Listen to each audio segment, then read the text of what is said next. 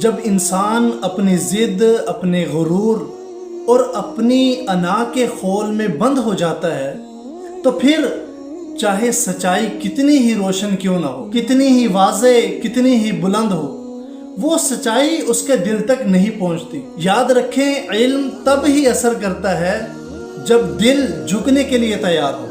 علم تب ہی نفع دیتا ہے جب سیکھنے والا اپنے آپ کو خالی محسوس کرے، جب وہ مان لے کہ مجھے جاننے کی ضرورت ہے، کہ میرے پاس سب کچھ نہیں بلکہ مجھے اور سیکھنا ہے۔ لیکن جب انسان اپنے آپ کو سب سے بہتر، سب سے بلند، سب سے عقل مند سمجھنے لگتا ہے تو پھر وہ سچ کو قبول نہیں کرتا بلکہ صرف اور صرف اپنی انا کو جتوانے میں لگا رہتا ہے۔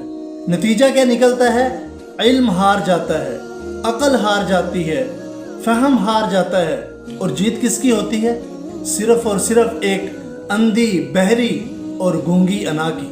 میرے عزیزو، اگر ہم چاہتے ہیں کہ سچائی ہمارے دلوں کو چھوئے تو ہمیں سب سے پہلے اپنے دل کو جھکانا ہوگا، اپنی زبان کو خاموش کرنا ہوگا اور اپنے نفس کو قابو میں لانا ہوگا۔ کیوں؟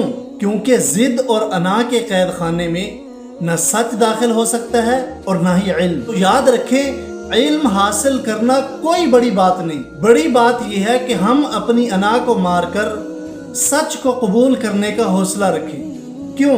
کیونکہ جو جھک جاتا ہے وہ سیکھتا ہے، اور جو اکڑتا ہے وہ صرف اپنی جہالت کو چھپاتا ہے۔ تو اللہ تعالیٰ سے دعا ہے اللہ ہمیں سچائی کو سچ ماننے اور غرور و انا سے بچنے کی توفیق عطا فرمائے۔